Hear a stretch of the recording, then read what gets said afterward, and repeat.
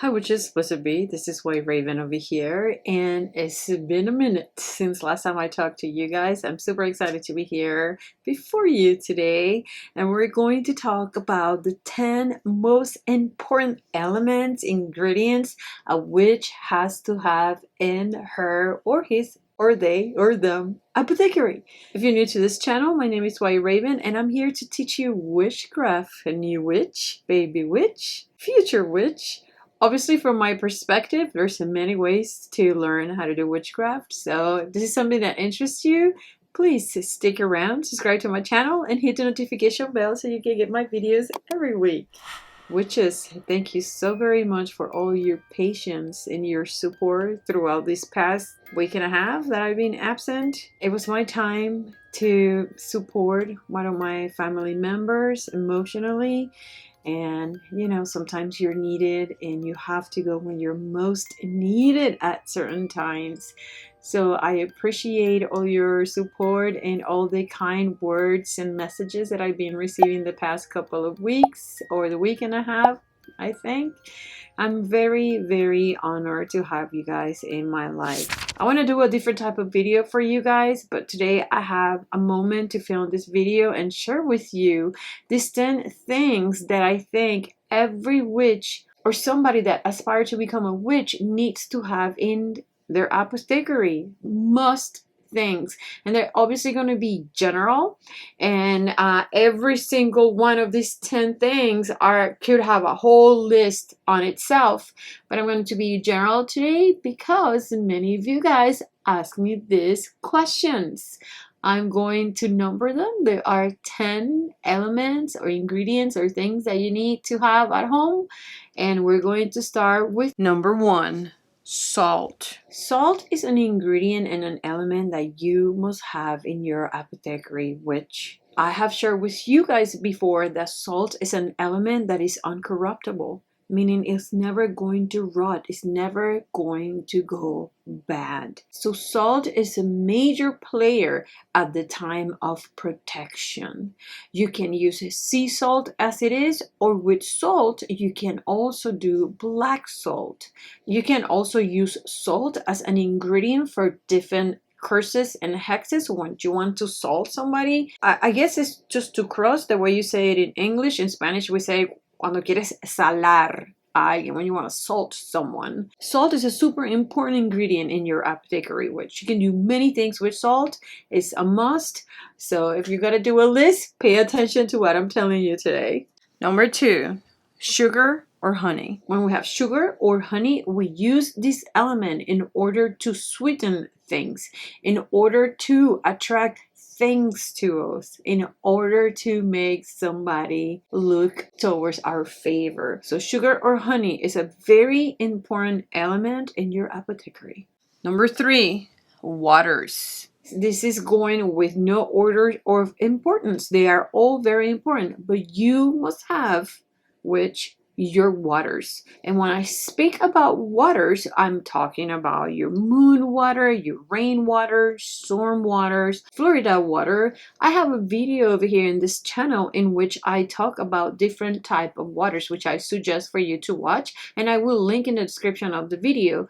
But this is another element that is a must in your apothecary.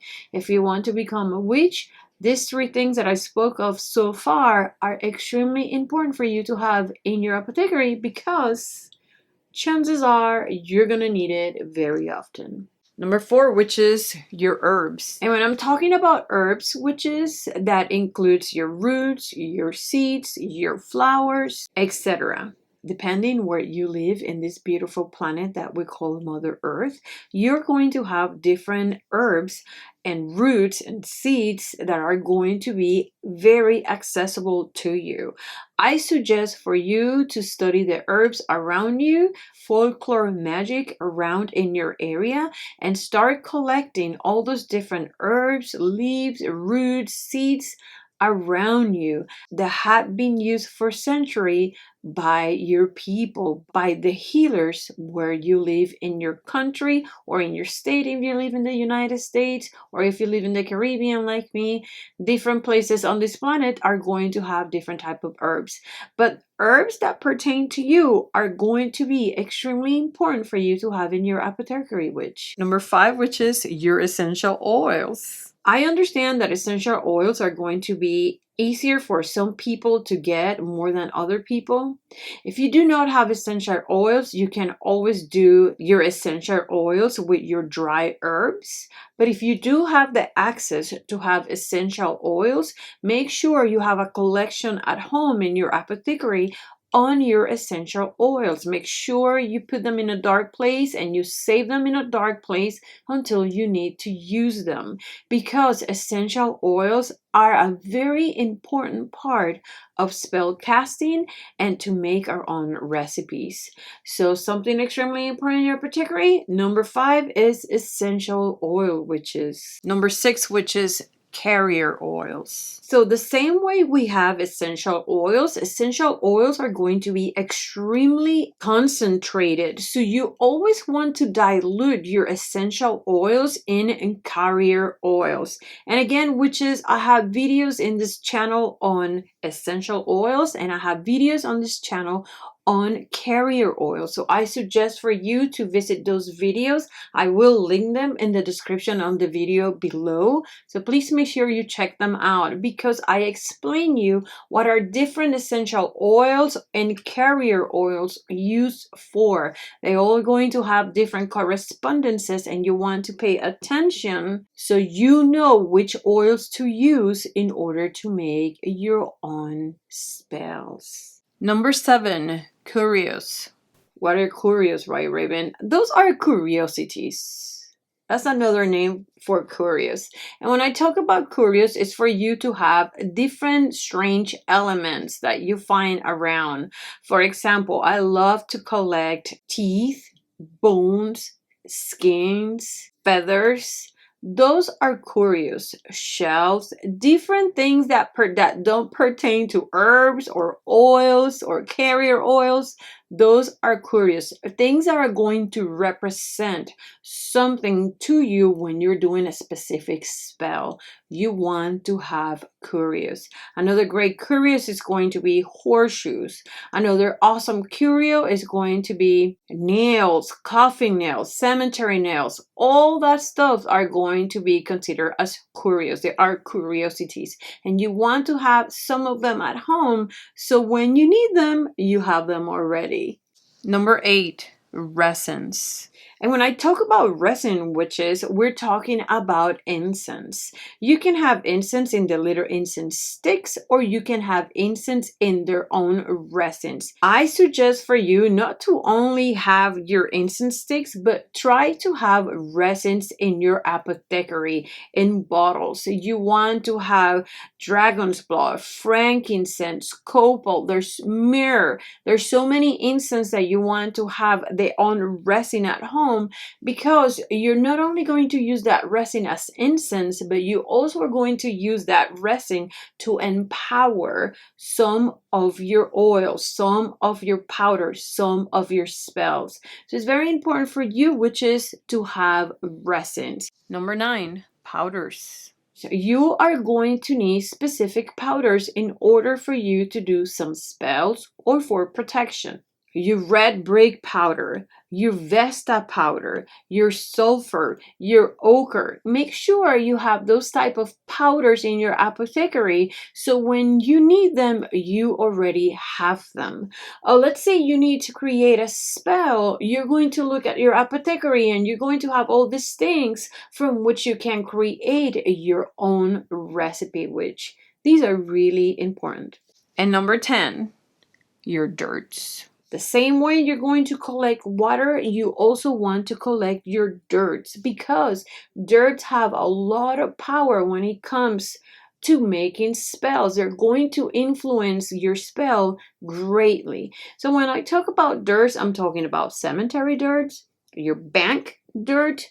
You're going to have sand. You want to have color sands, depend if you want to use color magic in your spell. Again, which is, I also have a video on this channel on how to use different type of dirts. I'm going to link all this in the description of this channel so you can find all these videos ready for you so you can learn about it. There you go, witches. These are 10 very important elements or ingredients that you want to have in your apothecary if you are considering start your life as a witch, and if you're considering start to make your own spells. It's really important when you walk in the street, pick up your things and write down what they are and what you got them from. You know, being a witch is not only buying things online, but also gathering things when you are doing a nature walk and where you are about your day doing your daily things. I want to thank you so very much for everybody that's been supporting my small business, my website, whiteravenandwitcheslayer.com. I just shared with you guys last night 2 very, very, very, very nasty ingredients for your spell, which is I shared with you Hell's Devil's Oil, and I also share with you Damnation powder. They are ready and available in my website, and I want to warn right now, these are very nasty ingredients, so please use them for the right reasons. Don't use them for silly things, because trust me when I tell you, they are coming with a lot of power and a really big punch for speed. Okay, visit my website, White Raven and Witches Slayer. Visit my social platforms, Facebook, Instagram, and Pinterest. It is always awesome talking to you, witches. I miss you so much when I'm not with you. It is my whole purpose for you guys to learn at least one thing every time you see my videos. Please be very smart, but above all, stay very wicked. See you Monday. Bye.